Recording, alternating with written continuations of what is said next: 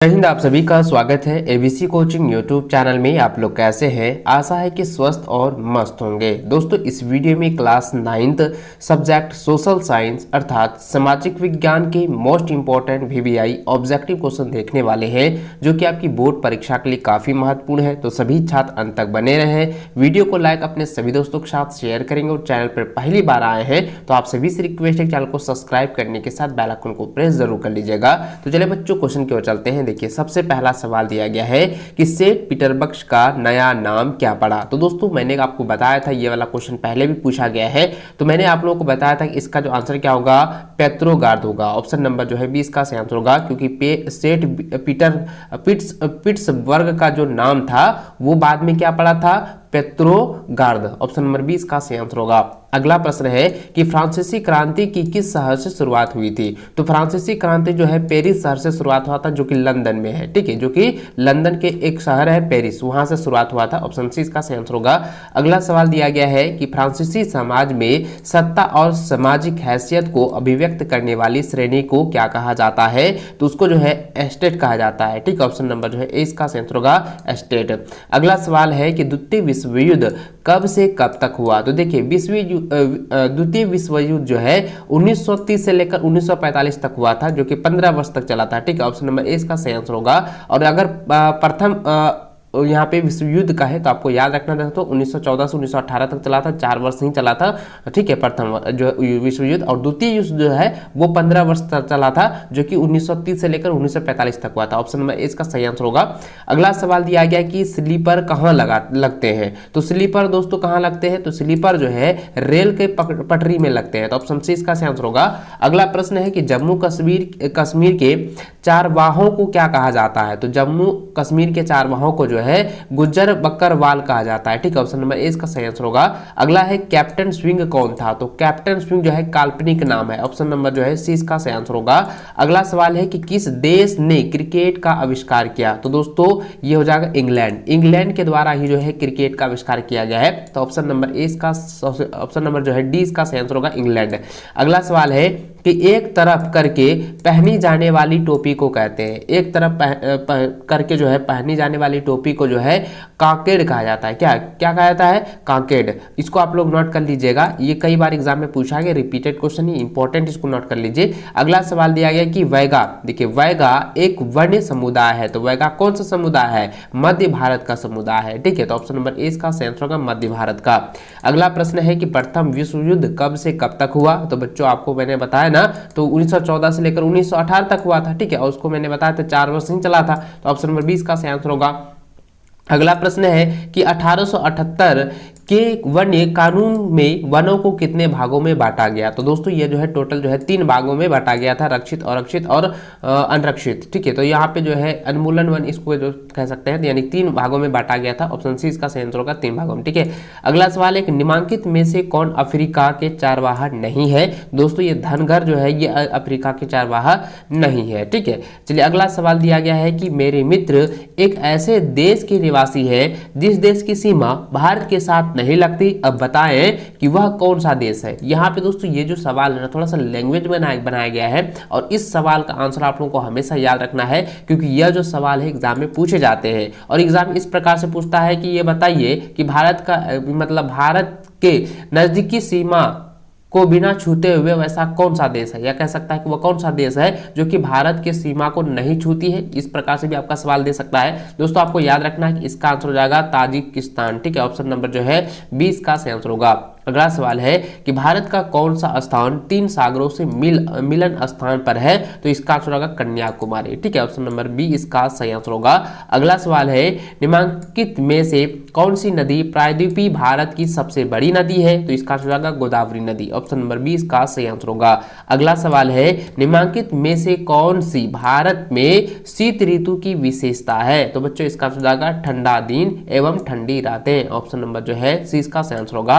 अगला है भारत के कौन से जीव मंडल नीचे विश्व के जीवमंडल नीचियों के लिए गए हैं? तो बच्चों इसका आंसर होगा मन्नार की खाड़ी। ऑप्शन नंबर 20 का सही आंसर होगा। अगला सवाल है 2001 की जनगणना के अनुसार एक साक्षर व्यक्ति वह है, तो साक्षर व्यक्ति कौन है बच्चों? 2001 की जनगणना के अनुसार जो है जिसकी उम्र जो है 7 वर्ष है तथा वह किसी भी भाषा को समझ के साथ पढ़ एवं लिख सकता है। 2001 की जनगणना के अनुसार वह जो है साक्षर व्यक्ति है। ठीक है, तो ऑप्शन नंबर सी जो है इसका सही आंसर होगा। अगला सवाल है कि भारत देश में कुल कितने राज्य हैं? तो भारत देश में जो है टोटल जो है 28 राज्य हैं, तो 29 राज्य है। ऑप्शन नंबर जो है सी इसका सही आंसर होगा। ठीक है, वर्तमान में अभी 29 राज्य है, इसको आप लोग नोट कर लीजिएगा। अगला सवाल है कि भारत में हिमालय की सर्वाधिक ऊंची चोटी का नाम क्या है? तो सर्वाधिक ऊंची चोटी का नाम है कंचनजुंगा। ठीक है, कंचनजुंगा। ऑप्शन नंबर जो है सी इसका सही आंसर होगा। अगला सवाल है कि खारे पानी का झील जो भारत में स्थित है, तो इसको हम लोग कहते हैं चिल्का झील। ठीक है, ऑप्शन नंबर जो है 20 का सही आंसर होगा। अगला सवाल दिया गया है कि कुल वर्षा जो रबी के लिए महत्वपूर्ण होती है को स्थानीय भाषा में कहते हैं, तो उसको हम लोग कहते हैं महावट कहते हैं। ठीक है, स्थानीय भाषा में उसको महावट कहा जाता है, जो कि रबी फसल के दौरान जो है कुल वर्षा होती है, यानी कि जो पर्याप्त वर्षा होती है उसको हम लोग यहाँ पे जो है स्थानीय भाषा में महावट कहा जाता है। इसको आप लोग नोट कर लीजिएगा। अगला सवाल दिया गया कि सिमलीपाल जीवमंडल निचय कौन से राज्य में स्थित है? बच्चों इसका आंसर आएगा उड़ीसा। ऑप्शन नंबर सी इसका सही आंसर होगा।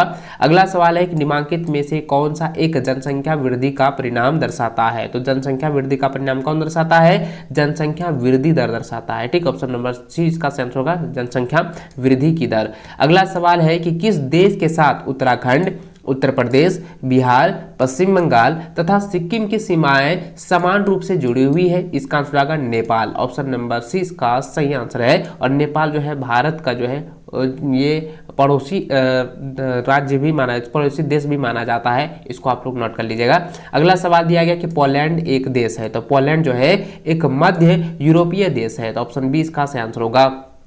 अगला सवाल दिया गया है लोकतंत्र एक शासन प्रणाली है जिसमें क्या होता है कि शासकों का चुनाव जनता करती है, तो शासकों का चुनाव जो है जनता करती है, यानी कि जनता के द्वारा ही सरकार का जो है निर्माण किया जाता है, सरकार को बनाती है, गिराती भी है। इसको आप लोग नोट कर लीजिएगा। अगला सवाल दिया गया है 29 नंबर कहता है कि एक ट्रेड यूनियन नेता जो 1990 के चुनाव में पोलैंड का निर्वाचित राष्ट्रपति बना वह कौन है? तो इसका आंसर दोस्तों हो जाएगा लेक वाले। ऑप्शन नंबर 20 का सही आंसर होगा। अगला है साउथ अफ्रीका में रंगभेद कब खत्म हुआ? तो इसका आंसर हो जाएगा 26 अप्रैल 1994। ऑप्शन नंबर ए का सही आंसर होगा। अगला सवाल है संविधान सभा के अध्यक्ष कौन थे? तो संविधान सभा के अध्यक्ष थे डॉक्टर राजेंद्र प्रसाद, जो कि ऑप्शन नंबर सी इसका सही आंसर होगा। इसको नोट कर लीजिए। अगला सवाल है चुनाव प्रणाली में किस प्रकार के मशीन का उपयोग जो है आजकल हो रहा है? तो दोस्तों मैंने आपको बताया था ना कि इलेक्ट्रॉनिक वोटिंग मशीन का जो है अभी वर्तमान समय में उपयोग हो रहा है, तो ऑप्शन नंबर ए इसका सही आंसर होगा।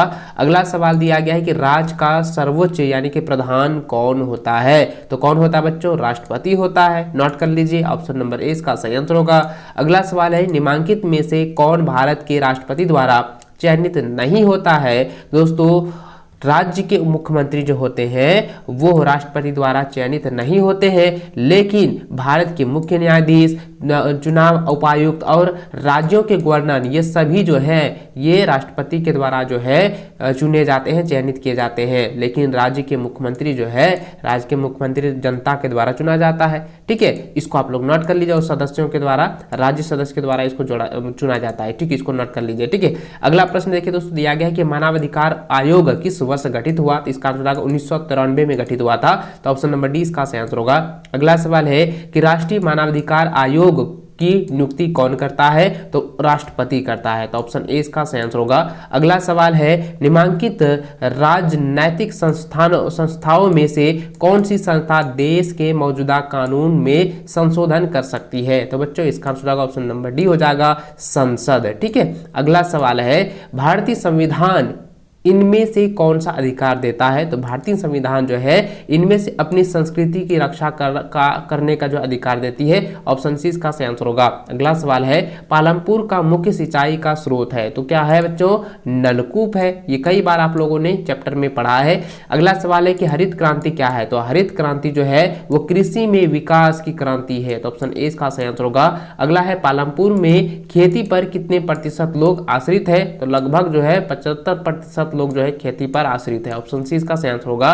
अगला सवाल दिया गया, आर्थिक क्रियाएं कितने प्रकार की होती हैं? तो आर्थिक क्रियाएं जो है 2 प्रकार की होती है। ठीक है, ऑप्शन ए जो इसका सही आंसर होगा, 2 क्रियाएं। अगला प्रश्न है, एक देश की श्रम शक्ति क्या है? तो एक देश की श्रम शक्ति होती है 15 से 59 वर्ष तक। ठीक है, ऑप्शन नंबर सी इसका सही आंसर होगा। अगला सवाल है, 44 नंबर दिया गया है कि सब सहारा अफ्रीका में 1981 और 2001 में निर्धनता अनुपात क्या था? तो देखिए 1981 और 2001 में यह पूछा गया है, तो इसका आंसर हो जाएगा, देखिए सब सहारा अफ्रीका में जो है 1981 में था 41% और 2021 में हो गया 46%। ऑप्शन नंबर बी जो है इसका सही आंसर होगा, इसको आप नोट कर लीजिए। अगला सवाल दिया गया है, विश्व के कौन से देश में सर्वाधिक निर्धनों की संख्या है? तो इसका आंसर जाएगा नाइजीरिया। ठीक है, ऑप्शन नंबर डी इसका सही आंसर होगा। अगला है, सामाजिक वैज्ञानिकों की दृष्टि से निर्धन कौन है? दोस्तों अशिक्षित लोग जो है वो निर्धन है। ऑप्शन नंबर बी इसका सही आंसर होगा। अगला दिया गया है कि ICDS का पूर्ण रूप क्या है? तो ICDS का पूर्ण रूप जो होता है वो होता है एकीकृत बाल विकास सेवाएं। ठीक है, इसको आप लोग नोट कर लीजिए। अगला सवाल है, भारत में राशन प्रणाली कब शुरू हुआ? तो दोस्तों 1940 के दशक में शुरू हुआ था। ठीक है, इसको आप लोग नोट कर लीजिए। अगला सवाल है, 49 नंबर दिया गया है कि एक वर्ष में किसी भूमि पर एक से अधिक फसल पैदा करने के तरीके को क्या कहते हैं? उसको बहुविधि फसल प्रणाली कहते हैं। तो ऑप्शन ए इसका सही आंसर होगा।